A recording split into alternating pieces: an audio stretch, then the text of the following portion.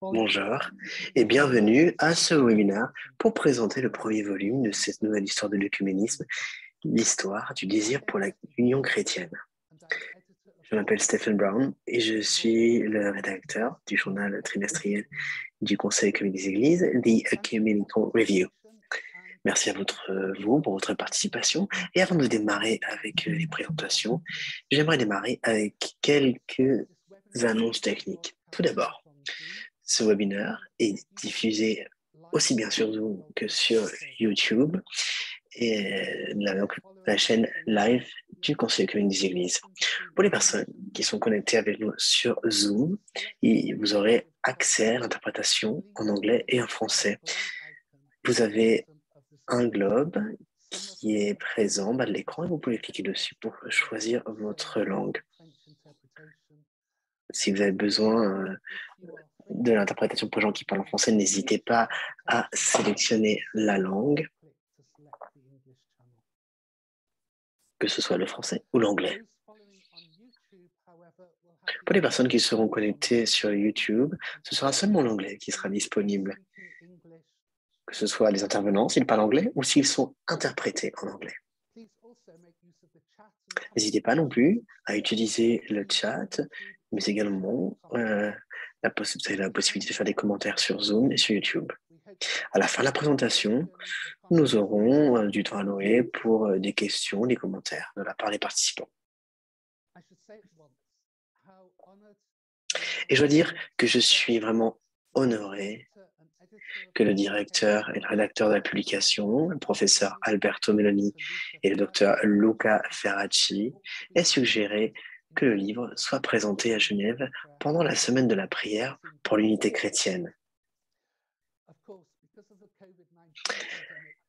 Malheureusement, en raison de la pandémie de Covid-19, nous avons dû organiser la présentation en ligne.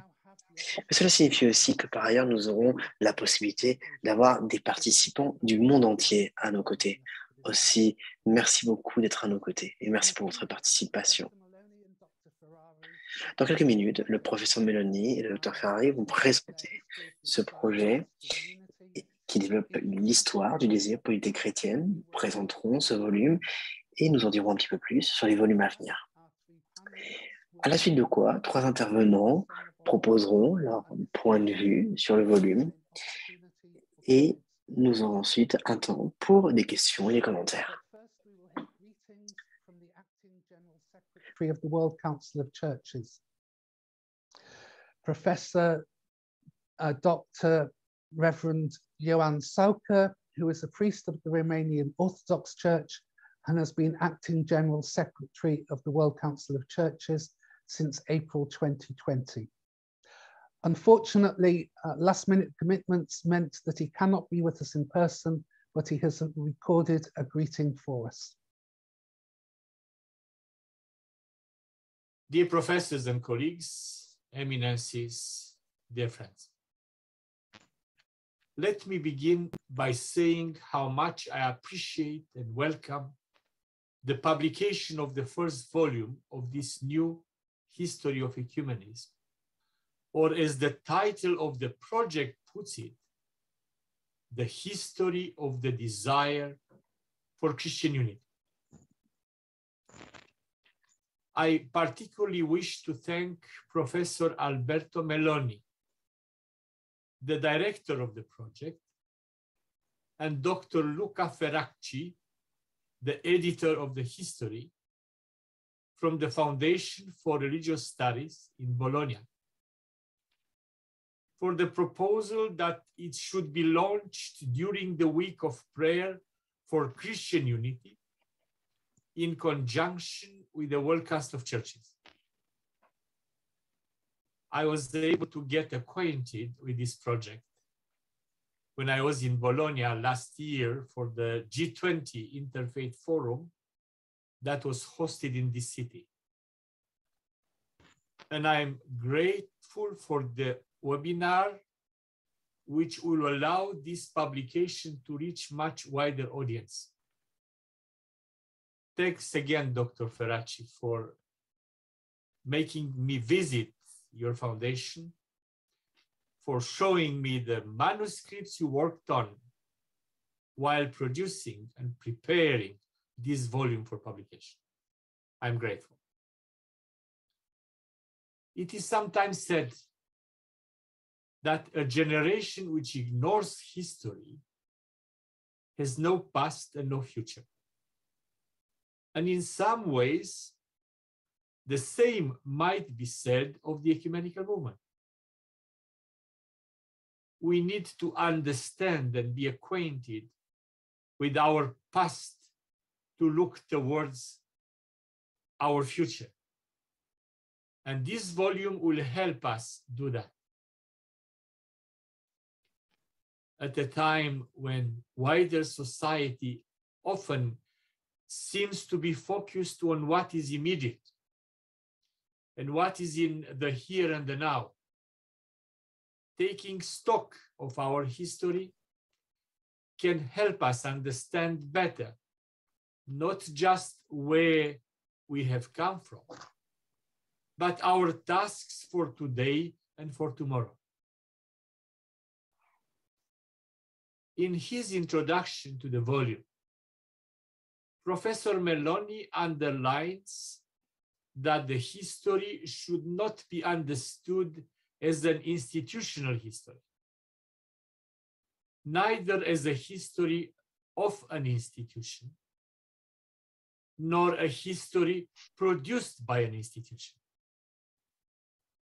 Instead, Professor Melloni speaks of the history of the desire for unity, the Christian desire for the unity of the churches,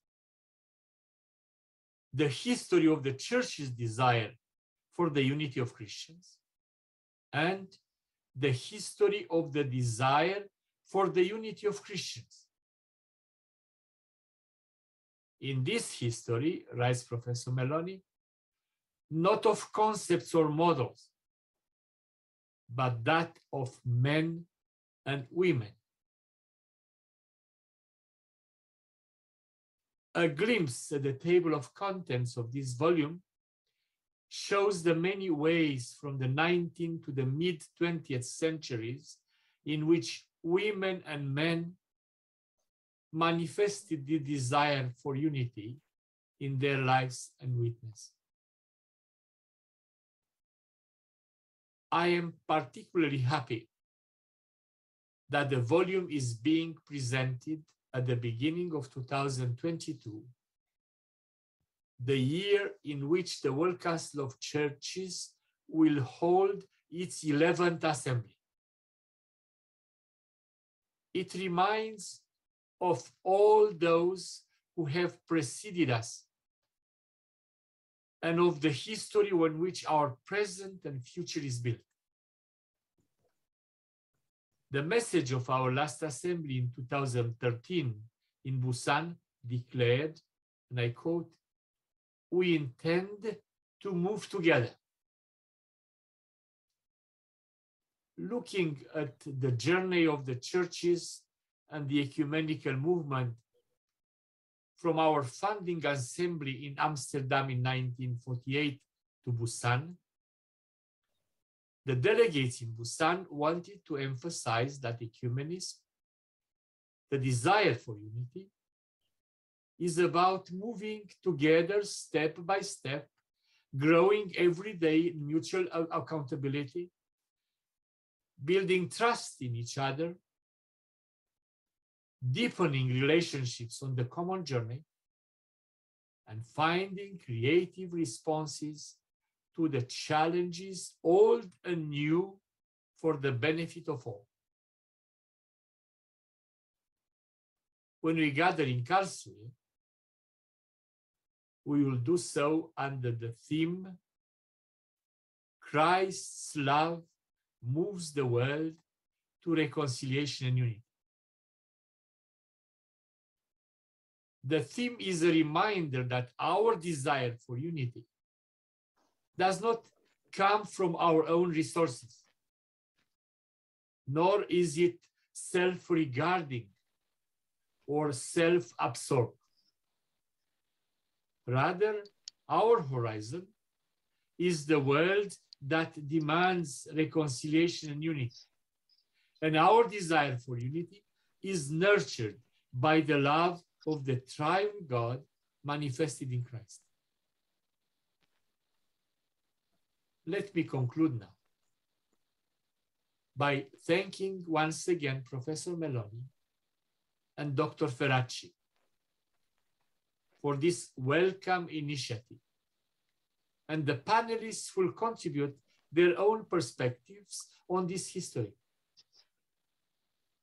Professor Dr. Mikhail Kuczynski, Professor Elisabeth Parmentier, and His Eminence Archbishop Job of Telemessos. As an Orthodox theologian, I am particularly grateful that the first chapter of the book is by John Zizoulas, Metropolitan of Pergamon, who for many years ago also served in the WCC Secretariat for Faith and Order. Thank you very much for your wonderful work.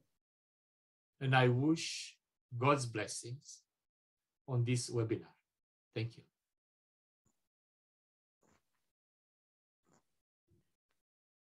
Thank you, Professor Dr. Sauka. Now I would like to invite Pastor Lawrence Mottier to say a few words and present. À présent, je vais m'adresser à Madame Parmentier,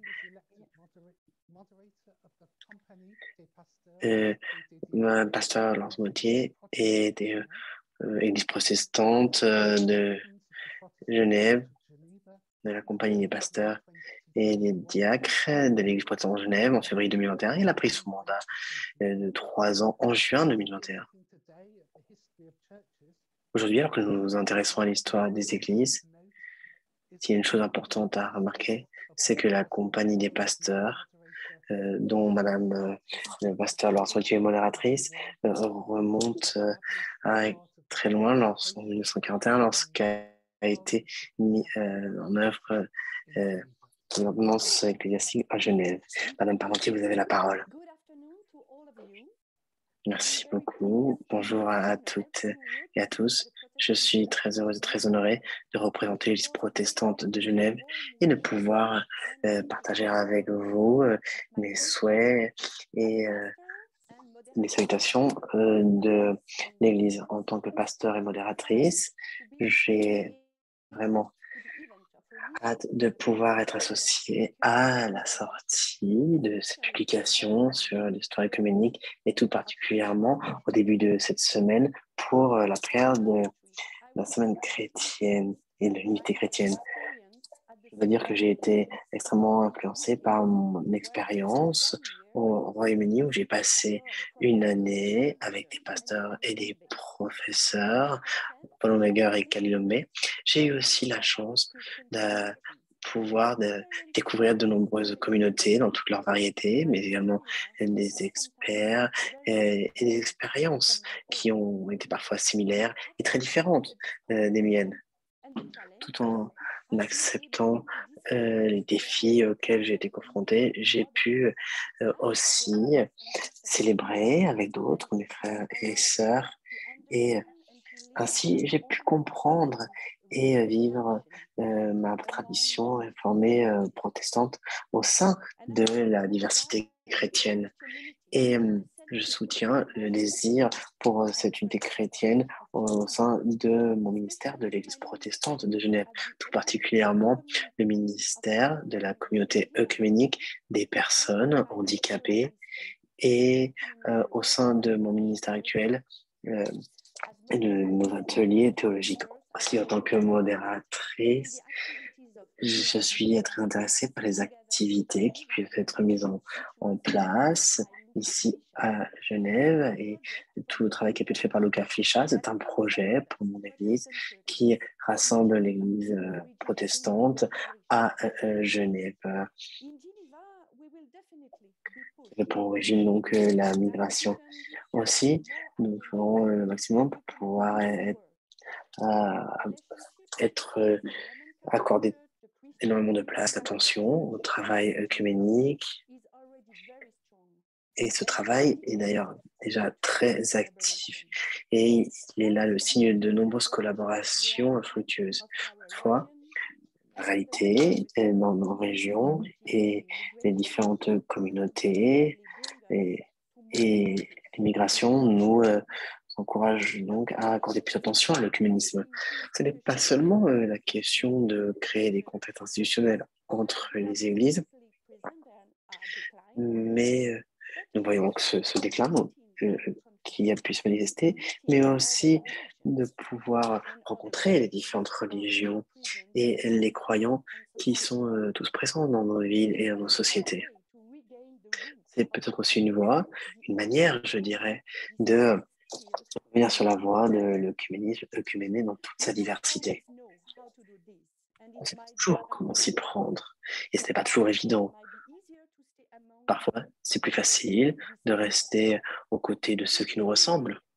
Mais en réfléchissant à l'enseignement de professeur Alomanger et Kalinombe, il s'agit avant tout d'aller à la rencontre des personnes, des hommes et des femmes, de découvrir les communautés et d'autres manières de vivre leur foi en Dieu. C'est avant tout ce partage qui alimente nos vies et nos foi. Et c'est peut-être aussi ce cadeau donné aux protestants et aux autres traditions d'être ouverts et de donner lieu à des espaces de dialogue qui vont pouvoir permettre de relier les communautés. Aussi, j'espère que nous allons pouvoir poursuivre ce chemin d'écoute des uns et des autres, de nous rencontrer et qui nous permettra de nous renouveler constamment. Aussi, au nom de notre Dieu bien-aimé, je vous envoie toutes mes bénédictions et j'espère que nous passerons un moment très fructueux, très intéressant ensemble et j'espère aussi que nos conversations seront guidées et pleines de joie. Merci à vous. Merci beaucoup, Madame Parmentier. Merci pour votre témoignage très personnel de votre vision de l'œcuménisme et donc de l'importance qu'il a pu jouer pour votre Église. Aussi, comme je l'ai dit au tout début, nous sommes vraiment honorés que les professeurs Meloni et Ferrati soient à nos côtés aujourd'hui pour présenter le premier volume de l'histoire du désir pour l'unité chrétienne. À présent, je vais donner la parole donc, au professeur Meloni et au docteur Ferrati pour la présentation de ce projet. Et il s'agit là d'un livre assez dense, hein, dans tous les sens du terme, avec 770 pages. Et je dois dire que la table des matières très fournie est disponible en ligne. Vous pouvez la télécharger à partir de la page de l'événement de ce webinaire sur le site du Conseil œcuménique des Églises. Je pense que, d'ailleurs, Albin va nous indiquer dans le chat le lien pour que vous puissiez y avoir accès et ainsi vous pourrez prendre connaissance de la diversité, la variété des différents sujets qui sont abordés dans ce premier volume. Aussi, je vais donc présenter le professeur Meloni et le docteur Ferracci. Monsieur Meloni donc travaille à l'Institut des études religieuses à Bologne. Et, il travaille aussi à l'UNESCO, à l'université aussi sur la chaire de religion, à l'université de Bologne. Il a aussi travaillé à la création d'une académie interreligieuse européenne. Il est aussi chercheur pour donc, les études religieuses à Bologne et il fait aussi partie du département d'humanité et de recherche à l'université de Modena. Et je dirais que ses études sur la jeunesse et sur l'histoire seront publiées prochainement, si ce n'est pas déjà le cas. Aussi, je vais donc donner la parole à messieurs Mélanie et Ferrati qui vont nous présenter ce projet, nous en dire un petit peu plus sur le premier volume et aussi nous donner un petit peu quelques indices sur le contenu des prochains volumes. Merci beaucoup, merci à toutes les personnes qui participent aujourd'hui et qui ont rendu ce webinaire possible.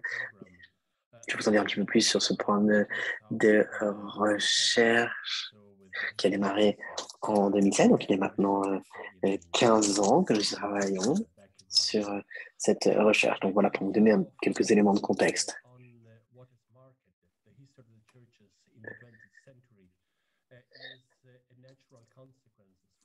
Cette histoire est d'une conséquence naturelle pour nombre de personnes et pour moi tout en particulier, des recherches que nous avons pu faire.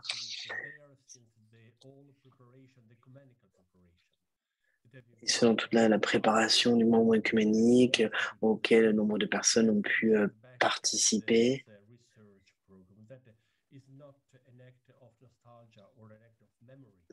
Ce n'est pas un acte de commémoration, de mémoire, mais l'idée est avant tout de proposer les outils et je dirais les outils et notions les plus solides pour comprendre un peu mieux ce qui a marqué l'histoire de l'Église. Et je dirais que c'est un travail qui n'a pas de précédent.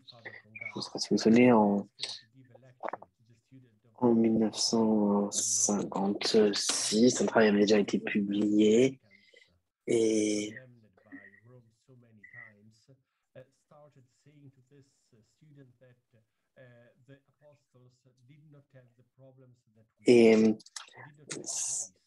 ça dans les problèmes donc, qui avaient pu être mentionnés donc, à l'époque sont ceux que nous pouvons retrouver aujourd'hui, division, les scandales aussi.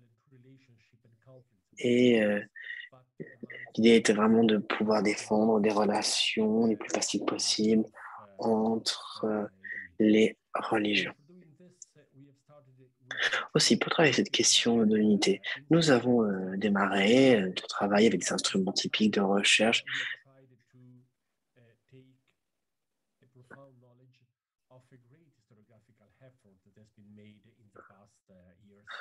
Tout d'abord, nous avons travaillé nous sommes revenus sur ce qui avait pu être fait précédemment, notamment Genève, travaillé sur une biographie du mouvement œcuménique.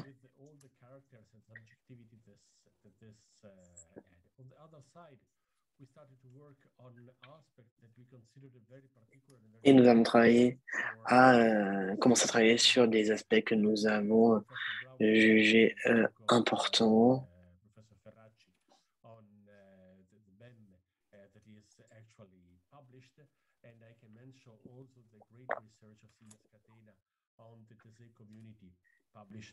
Ce qui avait pu être fait au niveau des différentes communautés.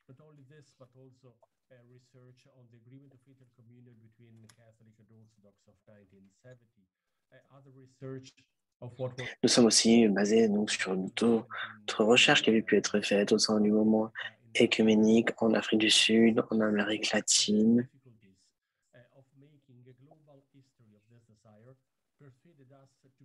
Et toute cette démarche, toute cette approche de l'œcuménisme et de faire en sorte donc, que ce désir d'unité puisse apparaître en première ligne.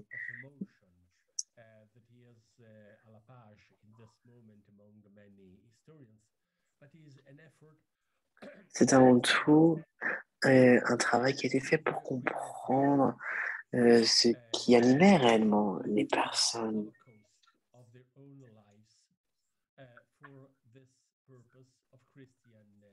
Et toujours donc dans cet objectif de l'unité chrétienne. J'expliquerai ça un petit peu plus tard. Avec un préambule, nous avons reconnu donc, la tradition,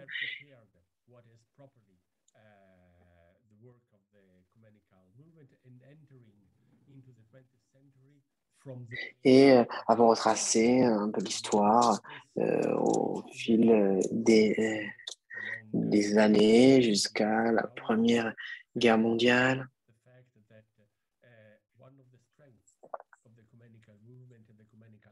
Tout en se rappelant que une des forces premières du mouvement œcuménique était de pouvoir rattacher l'histoire à nos divisions qu'elle a pu connaître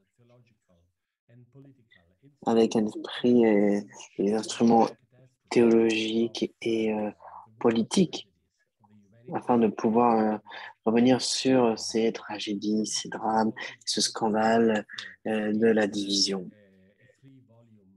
L'idée étant de proposer 3 volumes pour être le plus exhaustif possible, de revenir sur le passé, le présent et de voir comment aborder l'avenir. Mais nous pouvons voir maintenant que le contexte est bien différent et nous sommes confrontés à bien d'autres défis.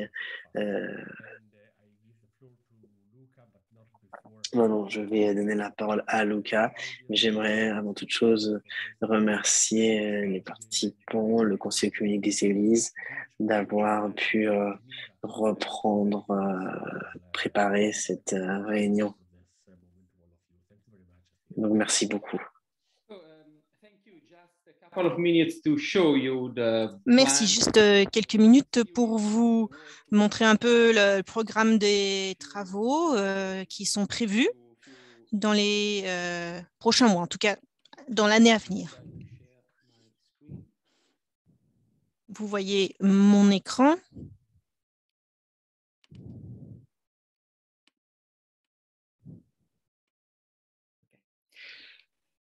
Volume 2.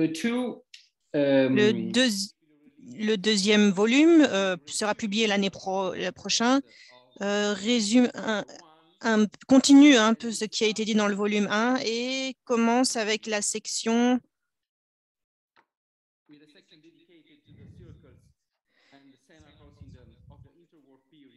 sur la période intermédiaire, sur les idées principales de l'œcuménisme en Europe et il y aura un chapitre sur le Sauchoir, pas de mort, Sheraton, etc. après la Deuxième Guerre mondiale.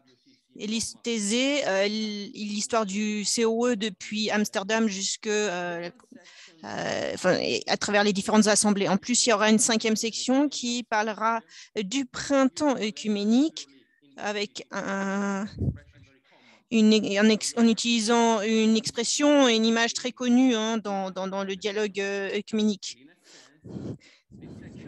Cette section donne le titre donc, du volume, savoir le chemin, en chemin vers la communion, qui est le titre du deuxième volume, et s'intéresse au dialogue depuis Vatican II jusqu'à l'accord luthérien, Leuenberg, dont on parle à la fin. Ensuite, il y aura le 3e volume qui parle des dialogues et des expériences, qui sera publié en 2024. Donc, le titre, Dialogue et expérience, veut que l'on s'intéresse aux différentes expériences et dialogues œcuméniques, y compris communion œcuménique de la part des églises en Europe ou également dans le monde. Il sera entièrement dédié à la portée internationale de l'œcuménisme, à la fois pour ce qui est de la diffusion du message avec des chapitres sur les expériences en Amérique latine, au Moyen-Orient, en Afrique, en Asie, à la fois sur la question du lien entre les différentes idéologies et les conflits politiques au XXIe siècle. Donc, il y aura un chapitre sur la guerre froide, la décolonisation et l'œcuménisme, le mouvement œcuménique sur les questions de la liberté de foi, etc. Il y aura aussi la question de l'apartheid en Afrique du Sud et j'en passe. Il y aura une nouvelle place donnée aux nouvelles églises, comme on les appelle, et sur leur incidence sur le mouvement œcuménique. la conclusion de cette série de volumes parlera de la manière dont nous percevons cette histoire de l'œcuménisme, de l'unité et le chemin vers l'unité. Et il ne faut pas le confondre avec la désillusion de certains groupes. Et on parlera des pionniers, etc., avec différentes visions. Et il faut reconnaître qu'il faut apprendre de ces erreurs. Avant de finir cette brève introduction, j'aimerais donner 2 chiffres.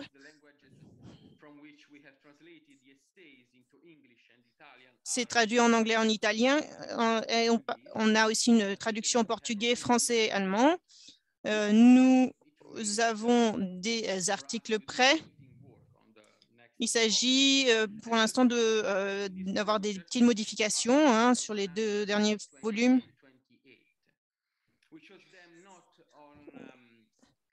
Et on voit le nombre de chapitres. 128, c'est basé sur la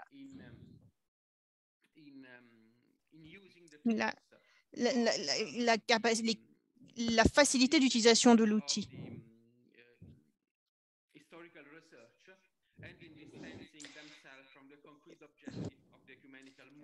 À savoir en se basant sur toutes les ressources qu'on avait et leur adéquation avec l'histoire de l'œcuménisme.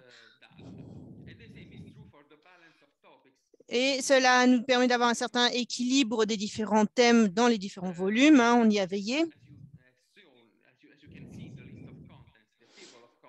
Vous le voyez sur la table des matières, on n'a pas essayé d'être complet, de tout couvrir. Non, notre intention n'était pas de produire une encyclopédie sur l'unité des chrétiens, etc. Non, mais plutôt de passer en revue l'histoire, et chaque chapitre vient apporter une nouvelle vision et passer en revue ce qui se passe à différentes étapes pour le bien de l'œcuménisme. Et j'aimerais vous dire au nom de toute l'équipe de rédaction, voilà ce que je pouvais vous dire sur sur le projet. Et voici ce qui nous attend pour les 2 prochaines années, 2 nouvelles publications. C'est tout pour moi et j'ai hâte d'entendre ce que les autres orateurs pourront nous dire sur notre travail et sur cet ouvrage. Merci. Monsieur Brown, merci beaucoup, Dr. Maloney. Une interruption. Quelqu'un a son micro allumé. Monsieur Brown, merci à vous 2 pour vos interventions, les informations sur le projet. Lorsque je vois la table des matières, je vous avoue que bien que je sois élevé dans cette histoire de l'œcuménisme, on se concentre en général sur 1910 et le début de l'œcuménisme au XXIe siècle et au XXe siècle. Et je vois que dans ce premier volume, on a des mouvements qui datent du XIXe siècle de la part des protestants et pas uniquement des catholiques également. Donc cela remonte à bien plus loin. Donc je vois là une ressource précieuse qui nous permet de revisiter cette histoire de l'œcuménisme, repenser tous ces hommes et toutes ces femmes, comme le professeur Maloney l'a dit, qui ont tout au long de l'histoire exprimé leur désir d'unité des chrétiens. Donc, merci pour cette présentation.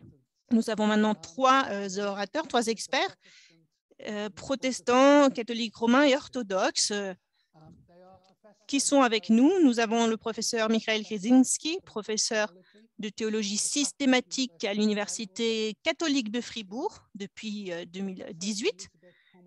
Par ailleurs, nous avons la professeure Elisabeth Parmentier, professeure de théologie pratique à l'Université de Genève. C'est le cas depuis 2015. Et depuis juin 2021, elle est doyenne de la faculté de théologie. C'est la première femme qui occupe ce poste. Nous avons son éminence l'archevêque Job de Telmessos, qui est né à Montréal, au Canada, et le représentant du patriarcat œcuménique auprès du Conseil œcuménique des Églises depuis novembre 2015. Il est le coprésident de la Commission mixte internationale pour le dialogue théologique commission entre l'Église catholique romaine et l'Église orthodoxe, et ce depuis 2016. Et en 2019, il a été nommé doyen de l'Institut d'études supérieures de théologie orthodoxe de Chambézy. Dans une poignée de minutes, chacun d'entre eux nous fera part de ses réactions, perspectives sur le premier volume de cette histoire de l'œcuménisme. Mais je voudrais avant tout vous inviter chacune à vous exprimer sur la manière dont vous êtes engagé dans l'œcuménisme et nous dire quelle est l'importance de l'œcuménisme dans votre vie et votre travail. Sans plus attendre, je donne la parole à professeur Kieszynski.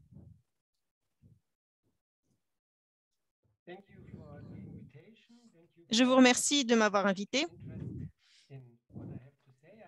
et merci pour votre intérêt. Ce que j'ai à dire, avant toute chose, j'aimerais revenir sur mon implication dans l'œcuménisme. Lorsque l'on voit cette instance que nous avons aujourd'hui internationale, j'aimerais d'abord dire que je suis un catholique européen. En tant qu'Européen allemand, j'ai toujours été fascinée par nos pays voisins, la France notamment. Donc, j'ai étudié le français, la langue française et la littérature française. Et en tant que catholique, j'ai été fascinée par notre histoire commune. Et j'ai commencé à étudier la théologie. En Allemagne, nous avons la chance que cela est enseigné dans les universités publiques. Et l'école, la foi et l'Église sont liées. Et après quelques années d'enseigner, j'ai commencé à travailler dans la faculté de sciences appliquées en théologie de l'Université de Fribourg et je parle de ses implications dans les secteurs de la santé et les secteurs sociaux. Dans ces deux secteurs, nos églises sont impliquées et c'est là un bon exemple de notre responsabilité commune de vivre ensemble dans nos sociétés. J'ai toujours été intéressée par l'histoire et donc j'ai dédié mon doctorat, ma thèse, à la question de voir comment la foi et l'histoire sont liées. Et j'ai utilisé l'exemple d'Yves Congar et Marie-Dominique Chonu et Henri-Marie Ferret de l'école de théologie de Sochoir. Et plus particulièrement concernant la collaboration avec le deuxième Concile du Vatican. Je me suis intéressée à l'expérience œcuménique qui est une vision tournée vers l'avenir et le pape François le dit également. Les observateurs se disant non catholiques étaient aussi invités à ce Concile du Vatican. Et on le voit dans les archives du COE et j'ai pu m'intéresser à Lucas Fischer, grand œcuméniste, sur la question de savoir comment ces observateurs ont observé, peut-être uniquement, mais non, pas uniquement, ils ont pris part activement au deuxième Concile du Vatican, et ont partagé dans ce cadre. L'œcuménisme est important pour moi à 3 niveaux. Tout d'abord, je viens moi-même d'un pays où l'œcuménisme est évident du fait de la dénomination et la composition historique de notre population. Deuxièmement, j'ai appris que l'œcuménisme est un potentiel incroyable pour l'avenir de nos sociétés. Je l'ai vécu et pour l'avenir du christianisme dans un monde qui ne cesse d'évoluer. Troisièmement, en tant que théologien, on peut apprendre tant des uns des autres sur notre foi commune, sur notre monde commun. Il serait irresponsable de ne pas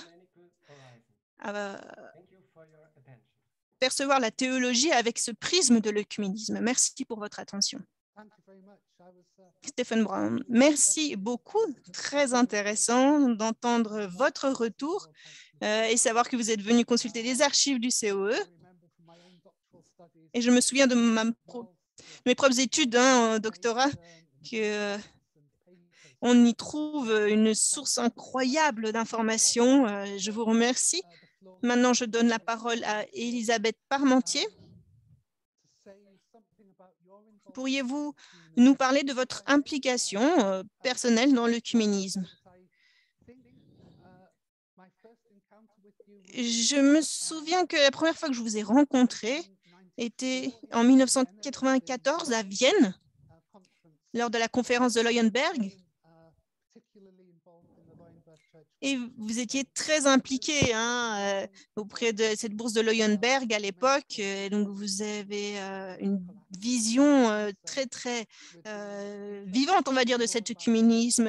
Donc, je serais très intéressée d'entendre ce que vous avez à dire. Qu'est-ce que l'œcuménisme pour vous dans votre vie, dans votre travail, dans vos recherches? Je vais parler français en remerciant l'équipe de traduction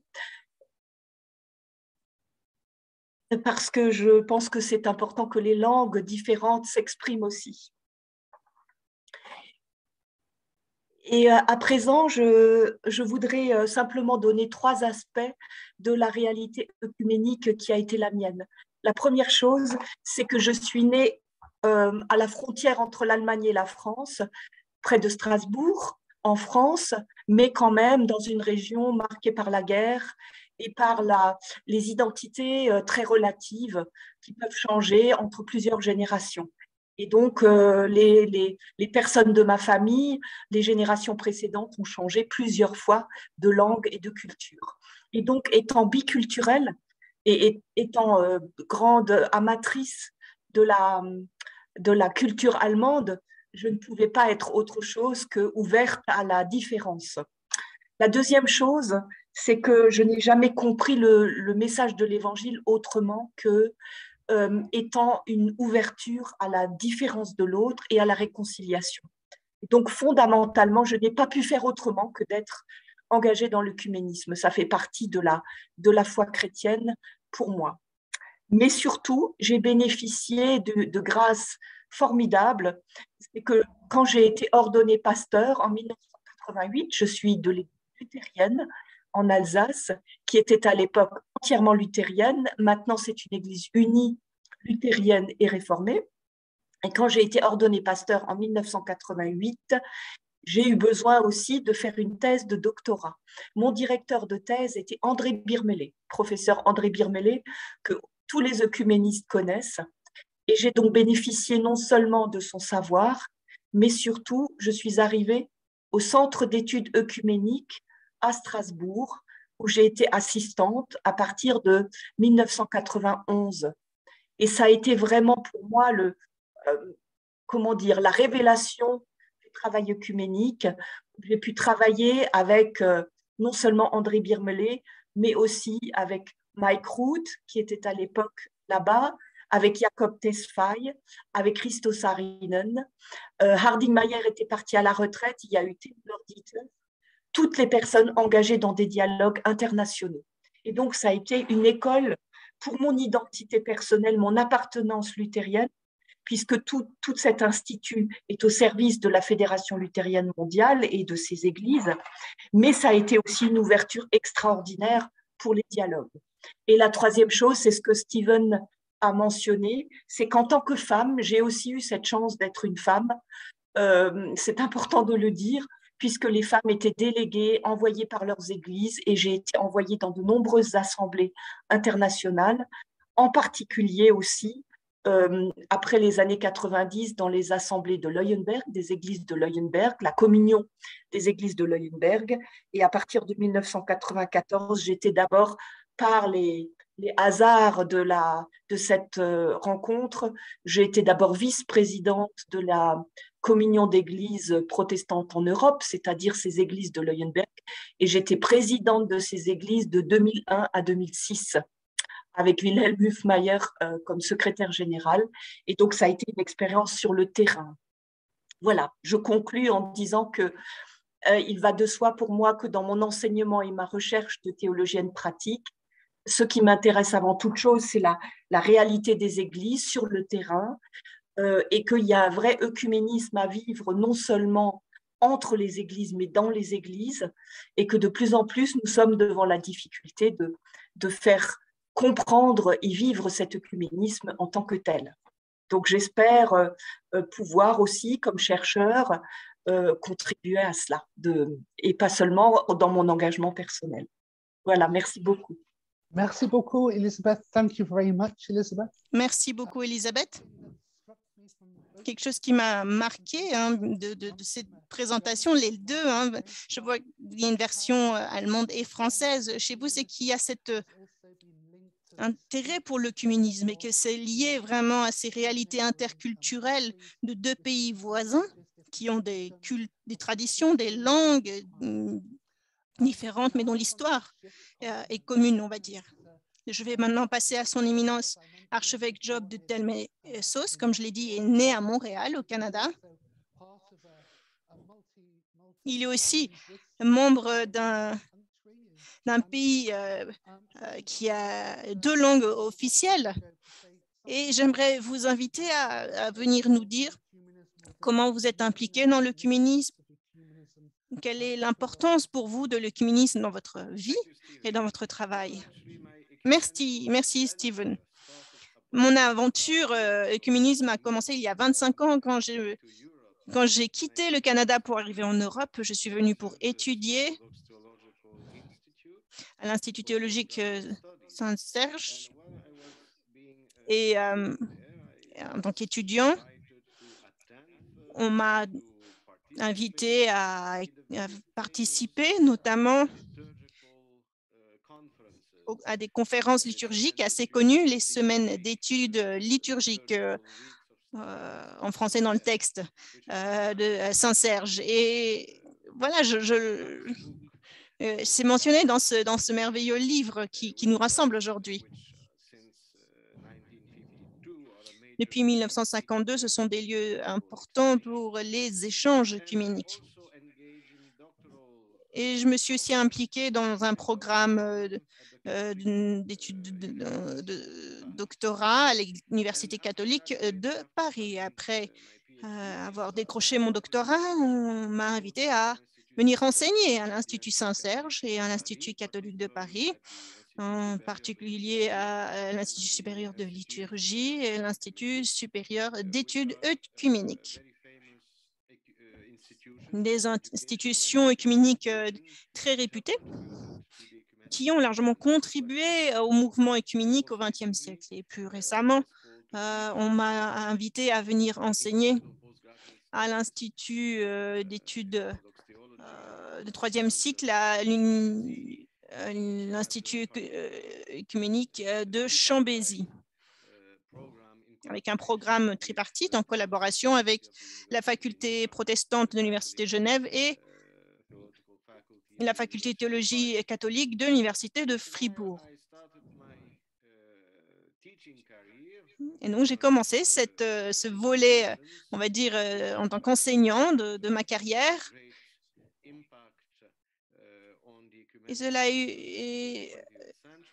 Et je me suis intéressée à l'impact du mouvement œcuménique au XXe siècle. Et on m'a d'abord invité à l'un des membres fondateurs du groupe Saint-Irénée, du dialogue entre les catholiques romains et les orthodoxes, un groupe d'études de théologiens qui, en 2003, est devenue la commission mixte internationale. Enfin, non, en tout cas, la commission, pardon, à cette époque-là, faisait face à des difficultés très importantes. Et donc, à cette époque aussi, j'étais envoyée comme déléguée à l'Assemblée de Porto Alegre du COE et je suis devenue un membre du comité central. Et c'est ainsi que l'on m'a, on va dire que j'ai été initiée à cette grande institution qu'est le Conseil œcuménique des Églises. Et tout au long de ces événements, cela m'a amené à devenir plus récemment un évêque orthodoxe, d'être nommé comme le patriarcat œcuménique, d'abord comme délégué permanent, représentant permanent auprès du Conseil œcuménique des Églises à Genève. Et plus récemment, j'ai été nommé co-président de la commission mixte de dialogue entre l'Église catholique et l'Église orthodoxe. Donc, c'est une aventure formidable, je dois dire, et j'ai hâte de voir ce qui me reste à découvrir dans cette aventure œcuménique. Merci beaucoup, archevêque Telmessos. Merci à l'ensemble des intervenants et intervenantes. Nous voyons que l'œcuménisme n'est pas qu'un sujet à l'étude, on va dire, académique, le professeur Maloney le dit dans son introduction, quelque chose qui vient toucher la vie des hommes et des femmes.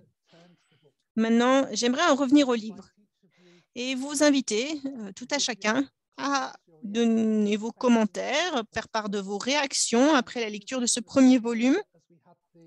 Et je vais le faire en respectant le même ordre. Hein, donc, tout d'abord, ce sera la parole à professeur Kizinski. On vous écoute. Merci beaucoup. J'ai préparé une présentation PowerPoint. Je vais vous la partager.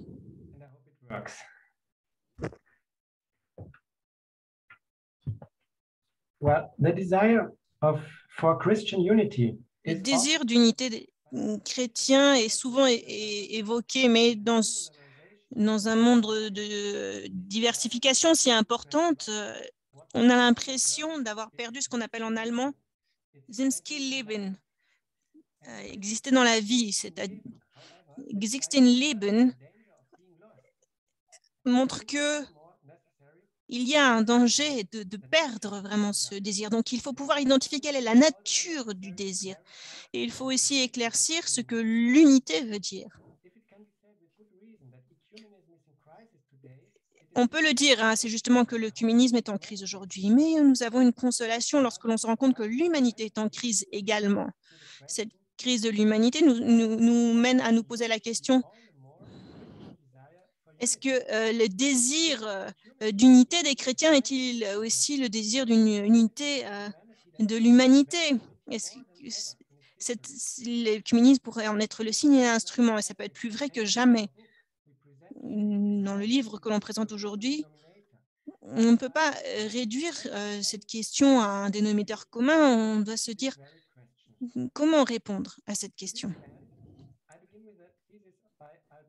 J'ai commencé à parler avec le docteur Maloney qui a dit que dans l'histoire du désir d'unité des chrétiens n'est pas une histoire de concept, de modèle, mais plutôt une histoire d'hommes et de femmes, je citais, qui ont ce désir en eux et en elles et qui veulent en faire une réalité.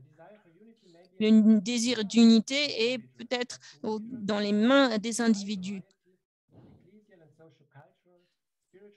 Ils émanent, ces personnes, d'institutions et de mouvements différents. Et nous devons bien comprendre le visage pluriel de toutes ces personnes et également de voir quelles sont les interactions, les personnes, les structures, les mouvements, les congrès, les projets, les réseaux, mais également entre les atmosphères et les mentalités.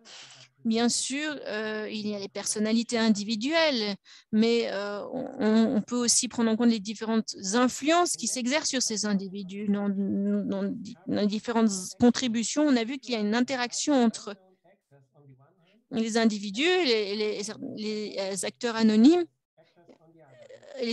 d'une part, et puis les très connus d'autre part.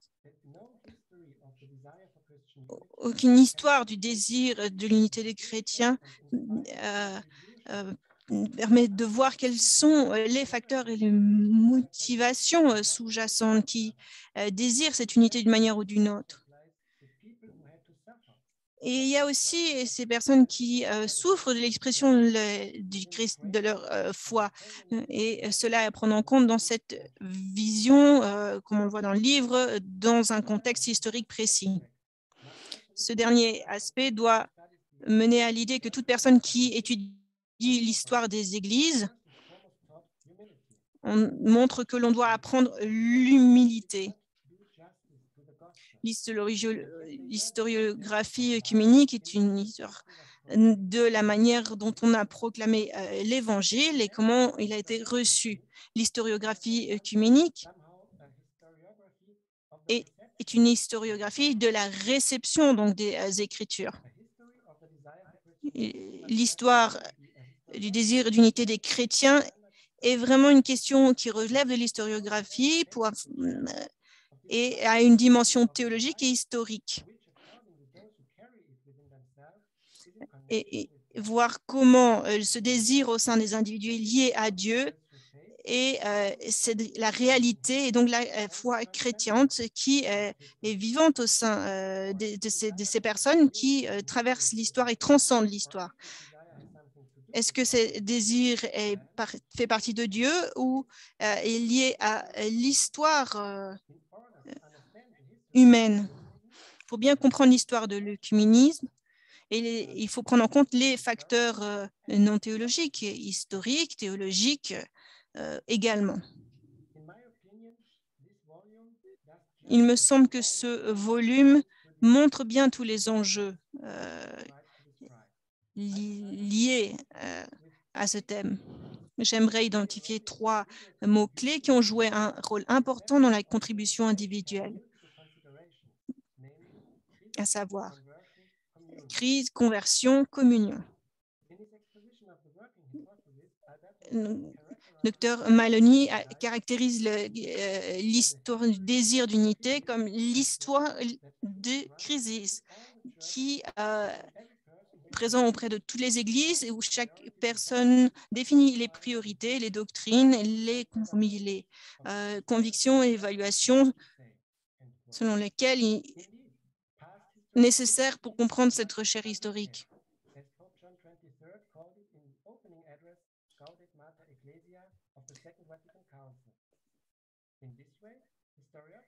L'historiographie qui donc comprend le discernement nous permet d'apporter un vrai éclaircissement.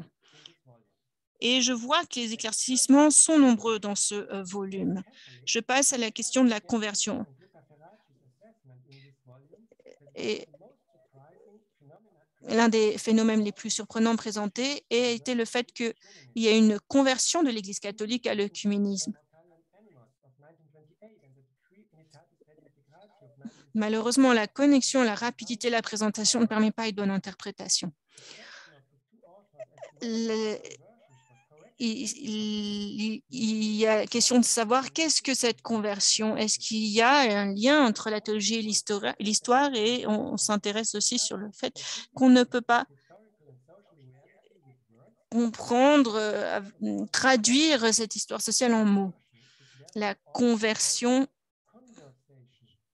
est synonyme bien souvent de conversation. Dr Ferracci dit que bien qu'il y ait une conversion, est-ce que l'on ne devrait pas avoir aussi devrait pas être synonyme avec observation? La conversation part de la conversion. Est-ce que cela ne veut pas dire qu'il y ait un besoin fondamental de dialogue? 3e point, la communion.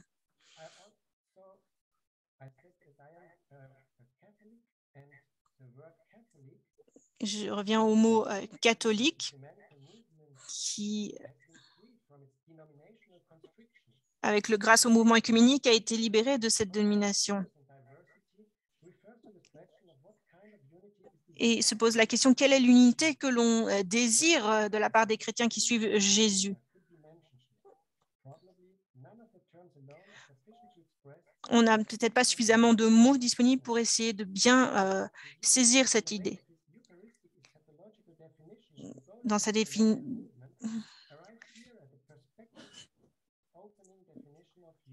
en absence de micro, nous ne comprenons pas suffisamment l'orateur. L'unité des chrétiens est au service de l'unité de l'humanité. Et comme dit John C. Younes, la communion, en fait, est ce qui nous rassemble dans la foi, le présent et à l'avenir de l'humanité, dans le sens que la communion avec le ressuscité est réelle, est une communion ouverte. C'est une communion qui est déjà présente, mais pas encore accomplie, comme l'unité de l'Église, qui est l'image, l'anticipation du royaume. Dernière observation, le volume nous donne des normes qui permettent d'encadrer les prochaines contributions à ce désir d'unité des chrétiens. Et je le dis, cela concerne la théologie et l'historiographie. J'ai une question néanmoins qui demeure. Pourquoi est-ce que les différents aspects de l'historiographie œcuméniste n'ont pas joué plus de rôle à ces carrefours entre la théologie œcuménique et son historiographie? Bien sûr, il y a encore beaucoup à faire après la lecture de ce volume, mais je dois dire, on peut dire que l'unité est quelque chose qui n'est pas toujours, qui est inatteignable en tant que tel, mais qui est désirable, et on peut se poser la question, quel est le rôle de l'unité des chrétiens dans cet œcuménisme?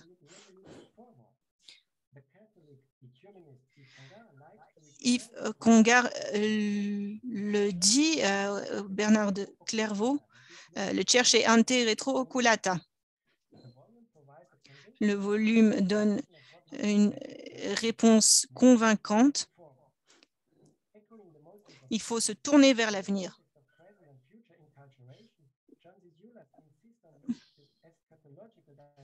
Il y a une dimension eschatologique et cette fois chrétienne qui nous donne la direction à suivre.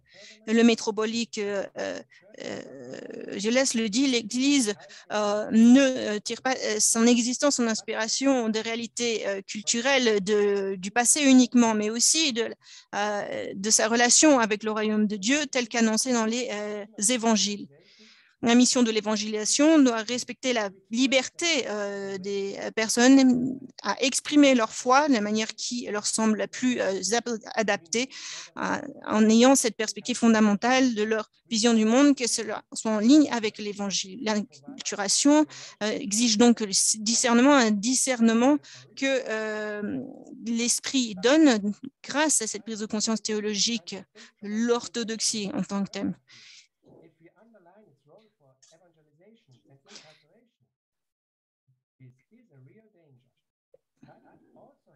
Nous avons aussi une responsabilité pour ce qui est de l'avenir, de ce qui sera l'histoire, on va dire, de demain. Et on pose cette question.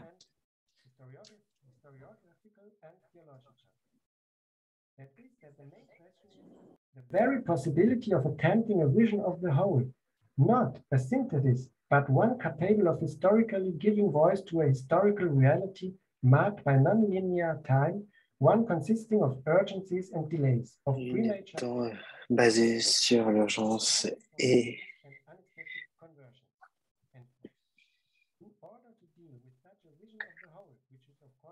de pouvoir parvenir ce défi qui est à la croisée des chemins de l'historiographie et de la théologie, nous mène à la question suivante: si l'évangile pourrait être conçu comme une grande narrative qui ferait des petites narratives importantes à l'horizon de la crise, la conversion et la communion.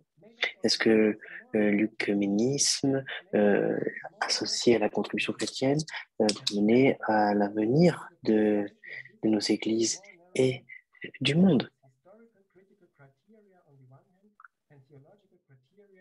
Aussi, ce sont donc des critères théologiques, mais aussi de discernement, qui sont à prendre en compte. Et ainsi comprendre l'être humain.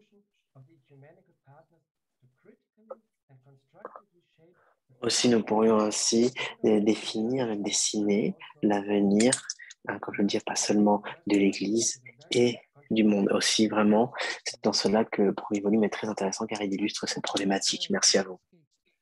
Merci beaucoup, professeur Kizinski.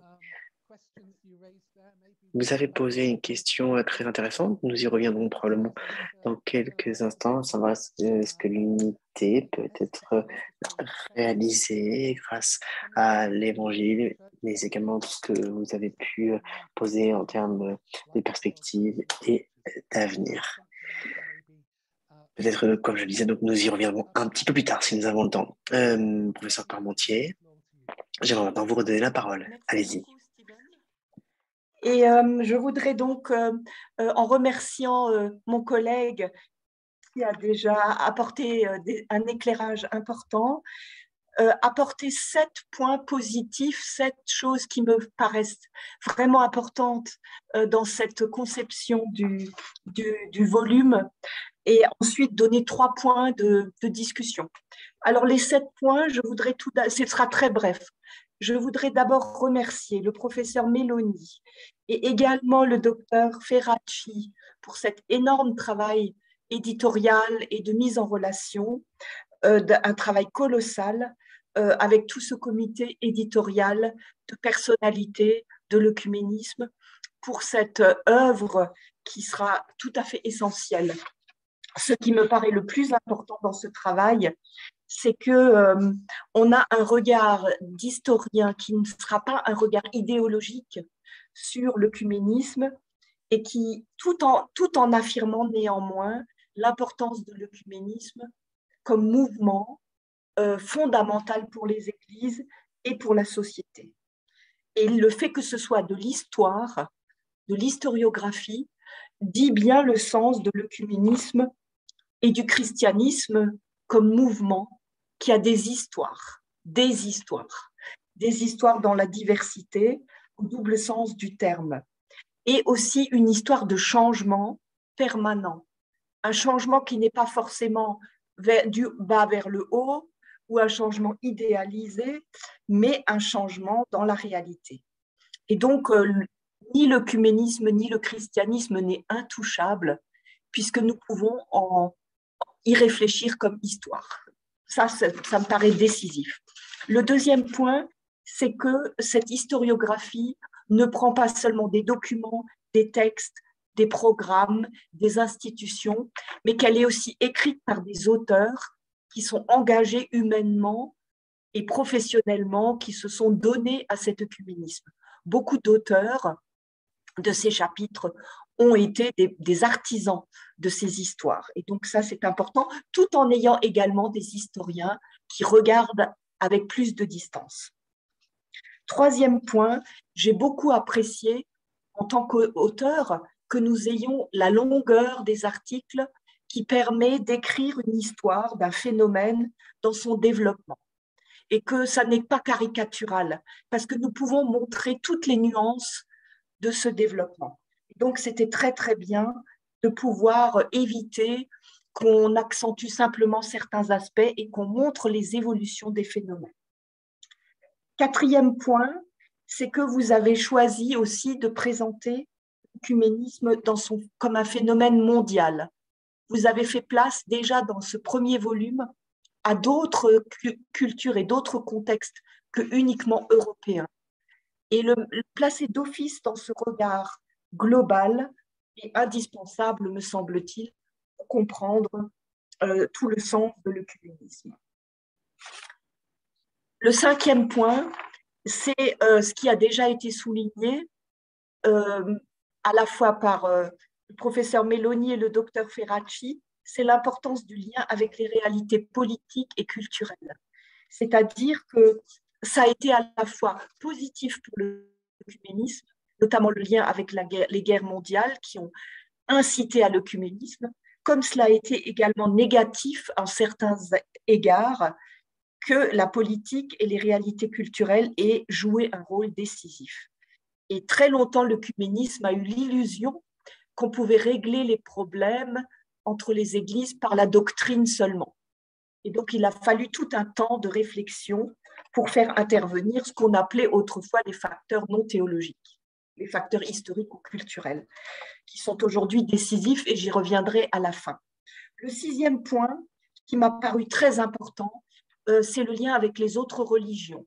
Dans ce premier volume, déjà, on parle du Parlement des religions, du Parlement mondial des religions, et donc on voit déjà que l'œcuménisme ne peut que se situer dans un contexte plus large des autres religions. Alors, selon les époques, c'était plutôt par rapport à l'athéisme, le matérialisme, avec le problème des pays de l'Est et le rideau de fer. Aujourd'hui, ce serait le lien avec les autres religions et peut-être même l'enjeu de la spiritualité au sens large du terme. Mais ça, on y viendra dans un autre volume, je suppose.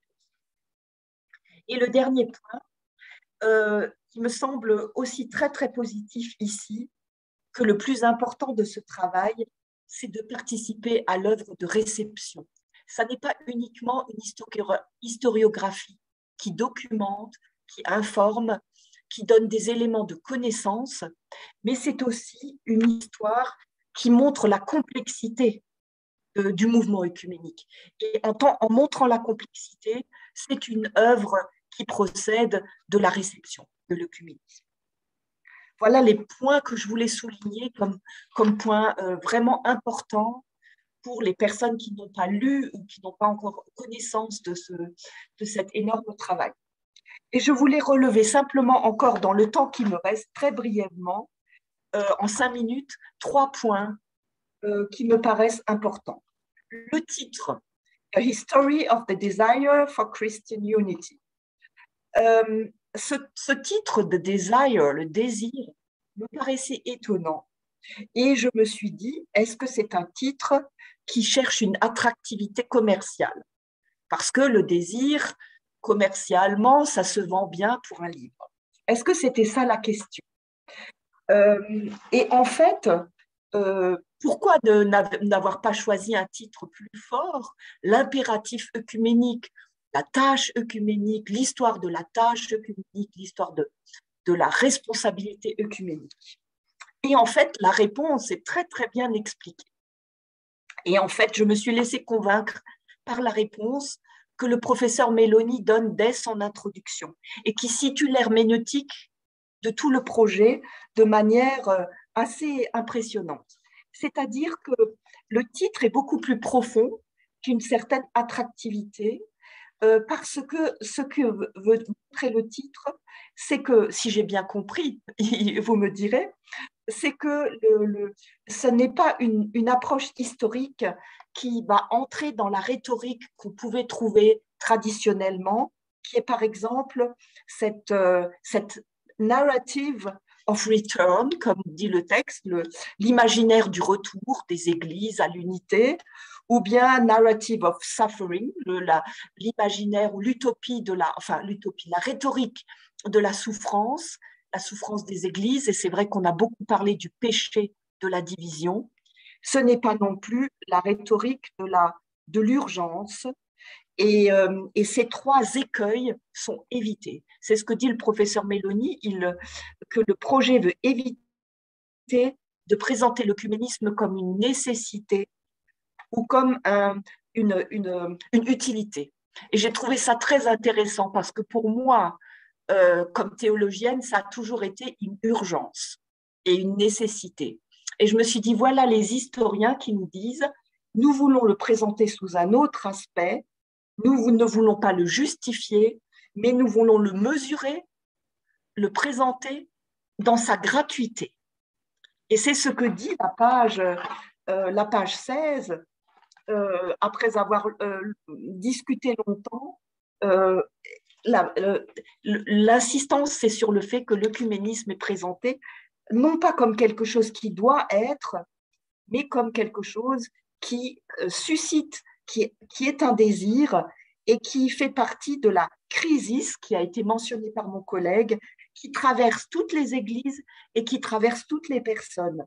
Et en fait, ce n'est pas Donc, cette crise montre que l'œcuménisme n'est pas une idée pacifique ou un idéal un peu libéral, que ce serait bien de faire la paix entre les églises, mais que c'est vraiment quelque chose qui traverse les personnes et qui est un désir profond.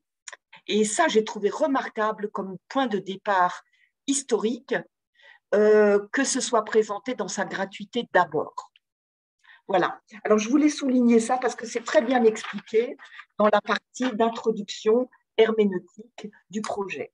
Si j'ai bien compris cette question. Avec la difficulté pour moi comme théologienne, c'est la question à laquelle je vais venir à la fin, est-ce que ce désir n'existe plus, puisque aujourd'hui l'œcuménisme n'est plus attractif, ou est-ce que ce désir existe, mais qu'il y a d'autres choses qui le bloquent, qui bloque l'œcuménisme. Alors ça, je vais y venir. Mon deuxième point sera plus court. Mon deuxième point, c'est la question évidemment de la théologie, que mon collègue a déjà soulevée. Puisque c'est un travail d'historien, quelle place ce travail peut-il faire aux théologiens et aux questions théologiques? Et je trouve que finalement, il fait de la place, et je salue le fait que le premier exposé soit celui de John Zizioulas, qui pose la question du point de vue de la théologie, des modèles d'unité, des critères d'unité, Et donc, on a une sorte de posture de départ qui est intéressante et qui pose les questions. Et en fait, ce qui est intéressant, c'est qu'on a une analyse de l'histoire comme du christianisme à partir de ses effets. L'œcuménisme est analysé à partir de ses effets, mais la théologie peut ensuite avoir sa place parce qu'il y a des articles et des auteurs qui vont travailler sur les modèles d'unité, sur les propositions qui existent, et les notes de bas de page sont aussi très précieuses.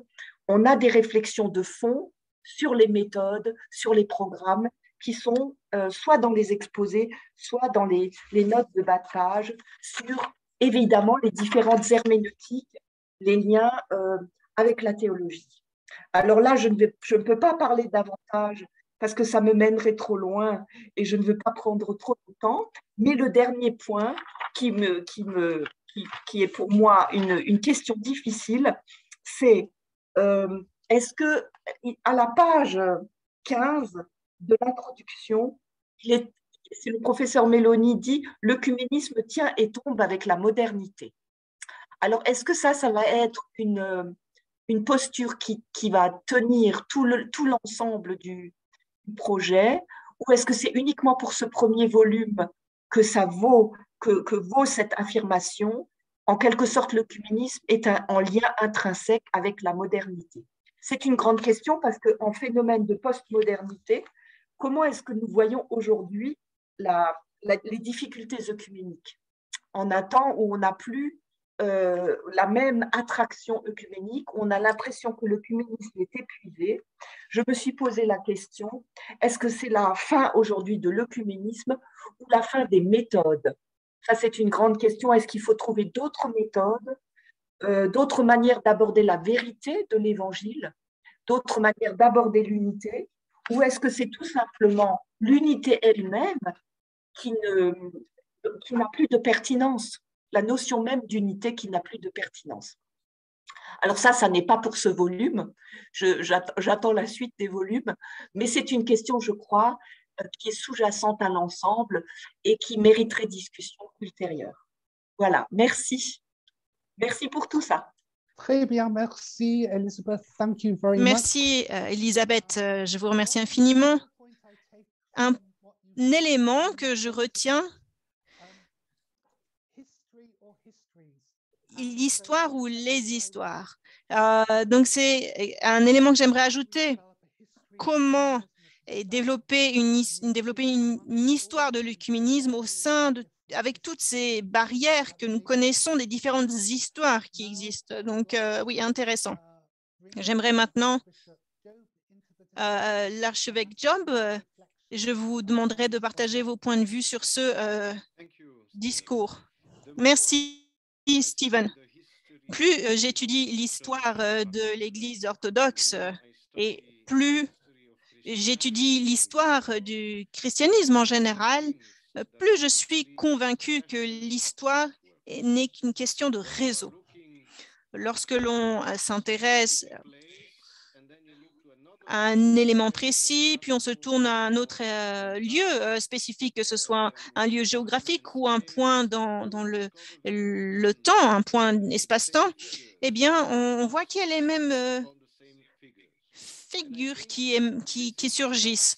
Et c'est ce qui m'a le plus marqué lorsque j'ai lu ce volume, à savoir à quel point on voit les réseaux qui en ressortent. Lorsque l'on parle du mouvement œcuménique, comme la réunion des églises, la rencontre des institutions ecclésiastiques, les églises ne se rencontrent pas de manière abstraite ou idéaliste.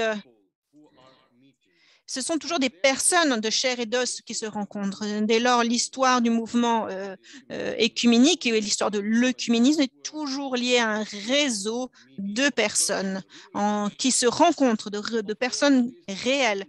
Bien sûr, ce volume parle de la question à l'aune du 19e et 20e siècle. Il n'y avait pas Facebook ni de médias sociaux. Néanmoins, on se rencontrait. Des rencontres en face à face, en personne ou à travers des écrits ou les travaux académiques. Et j'étais fascinée en lisant ce volume de voir qu'il y a trois manières de développer ces réseaux. Bien sûr, au 19e siècle et même, d'ailleurs, c'est le cas aussi au 20e siècle, nous voyons ce que l'on appelle des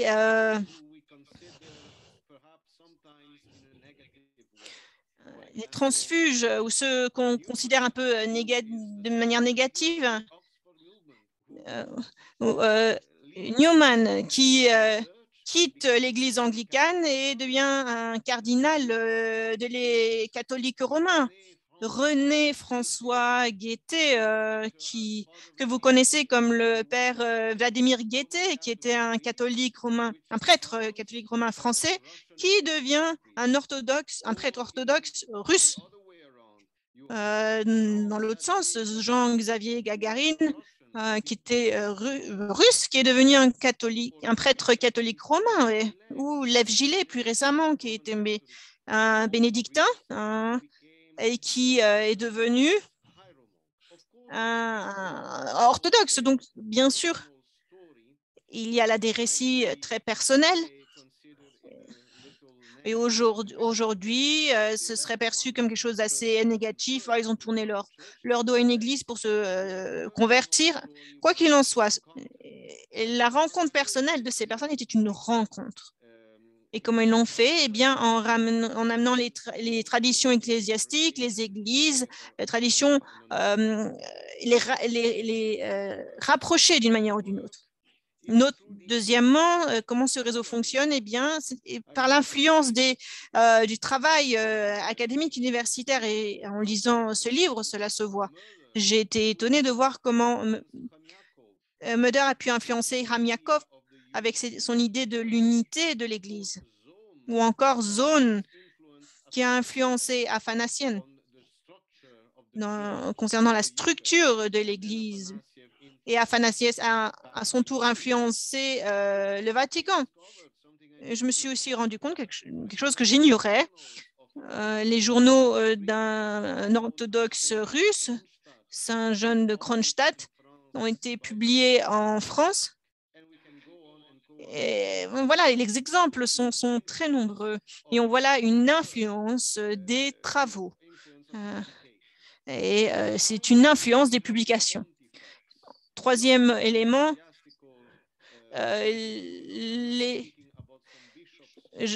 l'effet des moines, pas d'un point de vue ecclésiastique, je ne parle pas d'évêques qui ont joué un rôle, oui, il y a certains évêques qui ont joué un rôle important, mais ce n'est pas uniquement ça.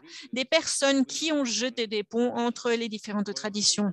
Je pense notamment à Jean Lemotte, du mouvement chrétien étudiant qui était en lien avec le patriarcat de Constantinople et qui a joué un rôle capital en étant en lien avec le métropolite de l'immigration russe à Paris et avec l'Institut théologique orthodoxe où il y a deux moines catholiques, Bott et Baudouin, qui ont joué un rôle crucial dans l'organisation de la semaine liturgique à l'Institut Saint-Serge, ou encore la rencontre entre Germanos Strenopoulos, l'une des personnalités de l'encyclique de 1920 du patriarcat œcuménique qui s'adresse à l'ensemble des églises et l'ensemble des chrétiens, qui a puisé son inspiration dans une rencontre avec l'archevêque Soderbohm de l'église luthérienne. Donc on voit qu'il y a eu des points de rencontre, des réseaux qui ont joué un rôle fondamental, une réelle incidence sur l'histoire de l'œcuménisme et du mouvement œcuménique. C'est pour cela que c'est vraiment précieux d'avoir ces récits dans ce recueil et à la fin, c'est très précieux d'avoir aussi un index très bien, qui est très bien documenté, qui nous permet de retrouver qui est où, mentionné où dans le livre. À titre personnel, je dois dire que Voilà, c'est là mon appréciation du travail. J'ai hâte de découvrir les 2 autres volumes, car la qualité de cette publication, vraiment, et qu'elle permet de mettre en lumière ces réseaux. En lisant ce premier volume, j'ai été frappée par 3 questions fondamentales que je me suis posées.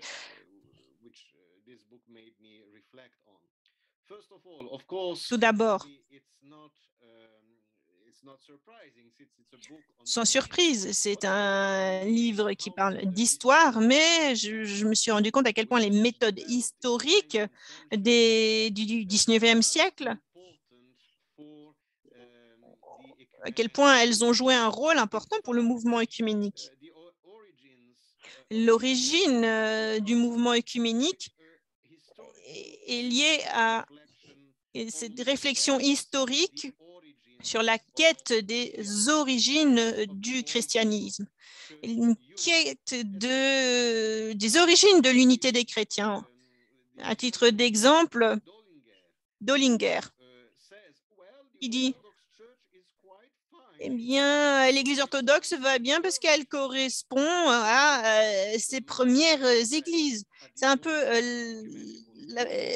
l'état d'esprit qui prévalait sur ses origines. Et on en parlait, de l'évolution des méthodes. Celle qui m'a précédée en a parlé. Et vraiment, oui. Les méthodes aujourd'hui n'ont pas ce même poids, mais à l'époque, au 19e siècle, les méthodes utilisées ont joué un important pour ce qui trait à l'origine du mouvement œcuménique. En parlant de l'origine, et bien sûr, il y avait les études bibliques et les études liturgiques, entre autres, qui ont vu le jour au 19e et au 20e siècle, qui ont joué un rôle à nouveau capital dans l'évolution de ce mouvement œcuménique. Ces différents éléments sont par ailleurs très bien présentés dans cet ouvrage. Deuxièmement, j'ai été étonnée de voir, surtout dans l'article de McGregis, qui décrit un peu l'évolution de l'Église orthodoxe au 19e siècle, mais j'étais étonnée de voir comment Joachim III, patriarche œcuménique, a fait face aux tendances nationalistes au sein de l'orthodoxie et comment avec son projet visant à maintenir une unité orthodoxe, l'unité pan-orthodoxe, eh bien, cela l'a amené à se pencher très sérieusement sur cette question de l'œcuménisme et d'être un acteur du mouvement œcuménique, à savoir cette quête, et on peut le dire, le mouvement œcuménique en quête pour l'unité des chrétiens a joué un rôle important pour l'unité entre les différentes églises orthodoxes ou les églises orthodoxes nationales, et qui rejoint cette quête pour l'unité pan-orthodoxe. Et cette quête d'unité a invité les orthodoxes à vraiment s'impliquer dans le mouvement œcuménique du coup, et à chercher cette unité des chrétiens à l'échelle mondiale. Dernier élément.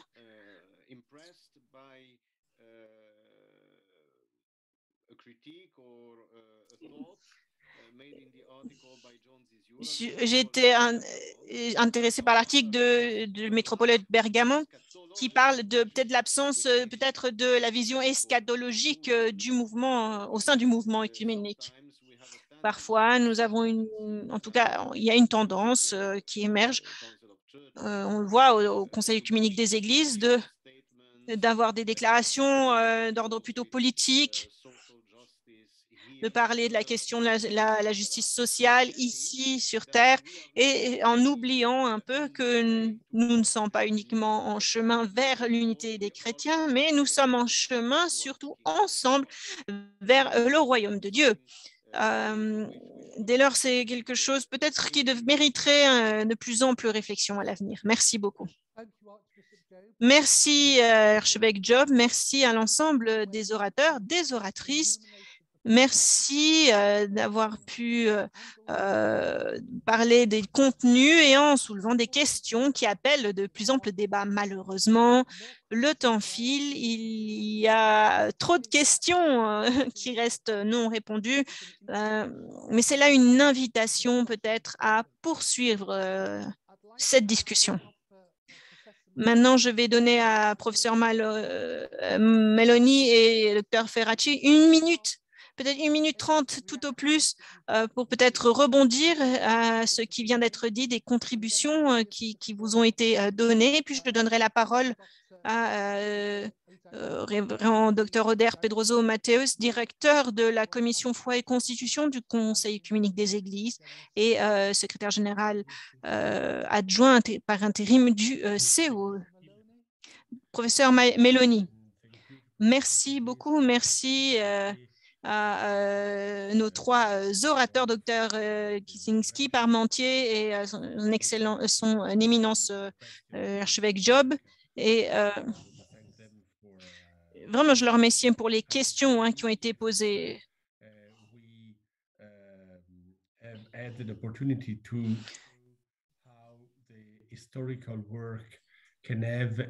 Et je suis ravie de voir à quel point le travail historique peut venir rencontrer la théologie. Ce n'est pas quelque chose qui a été pensé, quelque chose à mettre de côté ou de hiérarchiser l'un ou l'autre, l'histoire ou la théologie. Est-ce que on en espère vous proposer dans les prochains volumes, grâce au travail de tous ceux qui ont rédigé cela?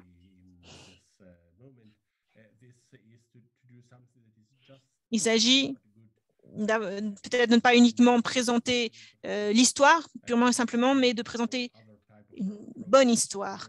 Et merci pour cette vision sur l'approche herméneutique.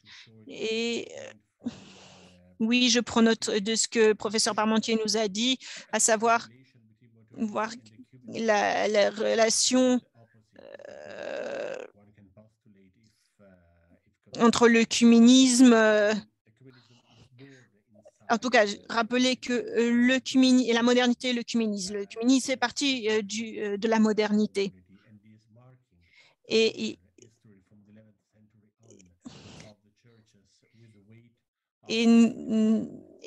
c'est le poids de la division, de la violence, etc., qui ont lancé cette réaction œcuménique aux origines. Et ce que nous avons essayé de présenter dans ce volume. Merci pour vos remarques à nouveau. Je vous rends la parole. Merci beaucoup, docteur Ferracci. Juste quelques secondes pour remercier les auteurs. Un nombre d'entre eux nous ont rejoints. Merci pour leurs travaux. Ils nous ont poussé. Merci pour vos commentaires. Cela nous pousse à faire mieux encore. Et, je donne la parole maintenant à docteur Mateus. Merci. Pasteur Mateus, vous avez la parole. Quelques réflexions de conclusion concernant cette histoire du désir d'unité des chrétiens. Un grand merci. J'aimerais simplement rappeler ce qu'a dit le secrétaire général intérimaire, à savoir la joie et la gratitude pour cette publication. Alors que j'œuvre dans les préparatifs de la prochaine assemblée du COE, nous prenons en compte les grandes traînes anthropocènes, tendances l'anthropocène, toutes les inégalités structurelles, les conséquences de la révolution numérique, la recrudescence des solutions autoritaires et du nationalisme politique qui ne font qu'instiller plus de peur encore. J'espère que ce désir pour l'unité des chrétiens nous permet d'entrevoir un avenir glorieux. Et nous devons le présenter comme une contre-culture. C'est urgent de compter sur cette attitude de contre-culture à notre époque.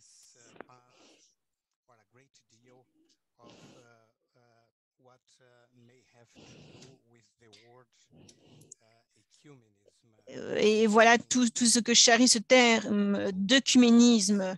Et j'espère que nous tous, oui, nous allons être confrontés à cette question, les approches anticoloniales dans cette notion de quête d'unité des chrétiens. Et c'est donc avec gratitude que je vous félicite les uns et les autres. Je vous remercie et je vous souhaite vraiment, je vous adresse tous mes vœux de réussite dans la conduite de vos prochains travaux. Merci beaucoup à vous. Merci, Dr Mélanie Ferracci, Parmentier, archevêque Job. Merci également aux interprètes. Et sans les interprètes, nous ne pourrions pas vraiment expérimenter cette Pentecôte de la recherche de l'humanisme. Merci à toute l'équipe de soutien, Marcelo, Albin, qui nous permettent de continuer d'utiliser les technologies, Christina, la coordinatrice des services linguistiques, et je vous rappelle que l'enregistrement de ce webinaire sera disponible sur les canaux du YouTube, les canaux du COE. On espère que ce qui aura été dit ne tombera pas dans l'oubli, mais sera utilisé pour nourrir les discussions à venir. Merci beaucoup, merci pour votre participation. C'est la fin de ce webinaire.